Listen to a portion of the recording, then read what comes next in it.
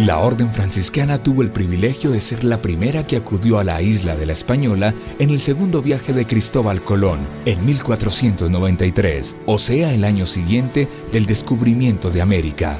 Desde ese momento en adelante, fue progresivamente penetrando en cada uno de los territorios del continente americano, desde México hasta la Patagonia, sin que se efectúe un solo país, por lo cual los hijos de San Francisco de Asís son considerados padres espirituales y primeros evangelizadores de cada uno de los países americanos. Por lo que se refiere a Colombia, nuevo reino de Granada, la llegada de los primeros frailes se produjo en 1550, cuando una docena de religiosos salidos de distintos conventos de España desembarcaron en las costas de Cartagena y Santa Marta, y de allí subieron por el río Magdalena hasta Santa Fe de Bogotá, en donde fundaron su organización a la que denominaron Custodia de San Juan Bautista. Desde aquel año hasta el presente, o sea, a lo largo de 4 siglos y 56 años, los franciscanos han estado presentes de manera ininterrumpida en Colombia, tratando de continuar con la única motivación que los trajo la primera vez: predicar el Evangelio y vivirlo a la manera de Francisco de Asís. En todo ese proceso de presencia franciscana, dentro de las realidades históricas que han acompañado la historia de nuestra nación, la provincia franciscana de la Santa Fe se ha preocupado por dar respuestas siempre oportunas y necesarias desde los valores franciscanos cimentados en la fe cristiana.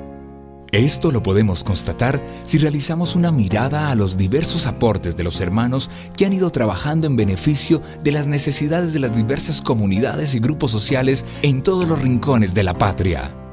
La educación, el desarrollo social, la espiritualidad y vivencia de la fe, entre otros, han sido los frutos que una generación ha ido entregando a la otra y que finalmente la nuestra recibe hoy como legado histórico, el cual se propone actualizar para poder responder a los retos de la nueva sociedad que nos ha tocado vivir. Veamos a grandes rasgos los hechos más relevantes que se destacan en 2 grandes periodos de esa larga historia en Colombia. Los orígenes, el primer establecimiento y la consolidación de la provincia franciscana de la Santa Fe en Colombia, siglo XVI al XVIII.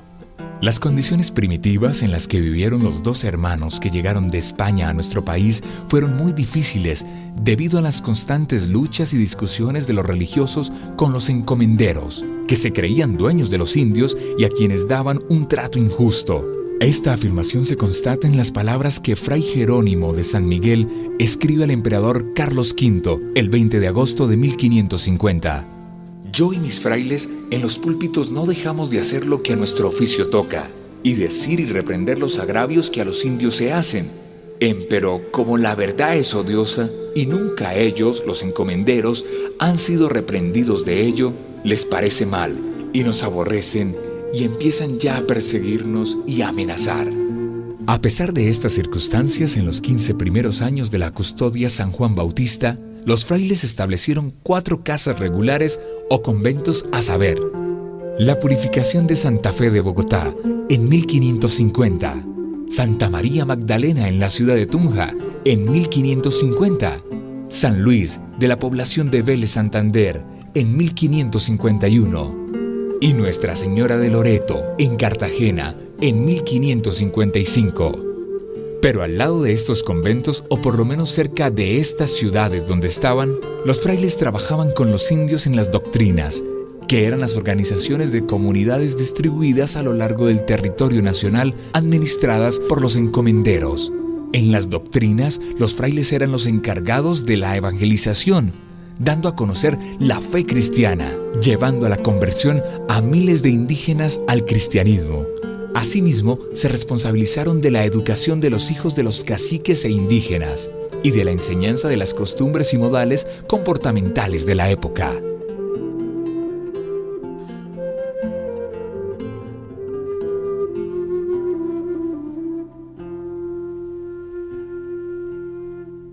En todo el proceso histórico de la colonia, que comprende los siglos XVI al XVIII, podemos ver la acción evangelizadora de los hermanos menores mediante la misión en la que se destaca el impulso del Espíritu del Señor en los corazones de los hermanos que deseaban ardientemente anunciar de palabra y de obra el reino de Dios al punto de morir si fuese necesario, tal como sucedió con el mártir Fray Matías Abad, quien fuera asesinado en la costa de Urabá por anunciar el mensaje del Evangelio, lo mismo que otros 5 mártires en el Chocó. En la espiritualidad franciscana floreciente en el alma de los colombianos a partir del esfuerzo fervoroso de contagiar a los colombianos de los valores propios del carisma y experiencia de fe franciscana. En los testimonios de vida, de santidad de los hermanos que recorrían los caminos de nuestra nación, quienes sin importar interés alguno fueron capaces de entregar su vida para realizar la obra del Señor en medio de nuestras tierras. En las obras de asistencia social realizadas en beneficio de los oprimidos y marginados de la época, y en el aporte de los hermanos en lo que respecta a las artes y a las letras, promoviendo el desarrollo de la educación. En fin, este gran periodo podría denominarse como el gran desarrollo y esplendor del actuar de Dios por medio de los hermanos menores en nuestro país. Sin embargo, no todo habría de ser fácil, pues lo que comenzó con esfuerzo y dificultad no tendría por qué dejar de serlo. Cuando se produjo la independencia nacional, entre 1810 y 1819, la provincia de la Santa Fe ya estaba conformada por frailes nacidos en la actual Colombia, y por esta razón, con decidido ánimo los frailes participaron y apoyaron los deseos nacionales de independencia, colaborando de diversas maneras con la causa patriota, ya fuera desde el púlpito, en la cátedra e incluso en las campañas militares contra la corona española. Este ambiente de guerra incidió negativamente en la vida de los conventos, que comenzaron a experimentar la decadencia numérica, pues el número de los candidatos que se presentaron para consagrar su vida al servicio del Señor en la orden franciscana era mínimo, además de que en 1825 una ley del gobierno no permitía el ingreso a los conventos sino a los candidatos que tuvieran más de 25 años. Pero el golpe más duro que tuvo la vida religiosa en Colombia lo recibió en el año de 1861.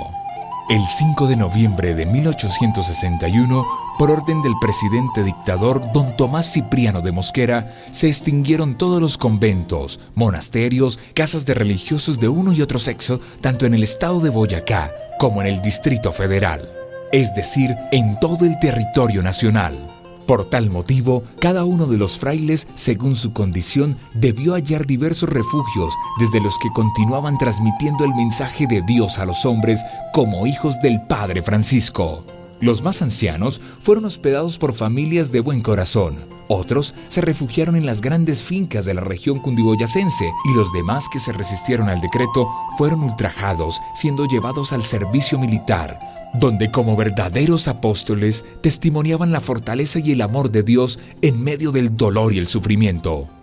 Sin embargo, gracias al apoyo de los colombianos y a la fortaleza de los hermanos que, aunque perseguidos, continuaban su trabajo apostólico reducido y en medio del peligro de la vida, fue posible que el 8 de septiembre de 1880 ingresaran a la casa de Monguí, en el departamento de Boyacá, los primeros novicios a iniciar su año canónico de noviciado. Al año siguiente, el padre Fray Jacinto Ávila, hombre orante y trabajador que había actuado como el superior de los frailes dispersos, logró reunir con coraje y valentía a esos hermanos el 29 de enero de 1881, a la celebración del primer capítulo provincial. Cerca de 20 hermanos arriesgados decidieron emprender la restauración de la provincia.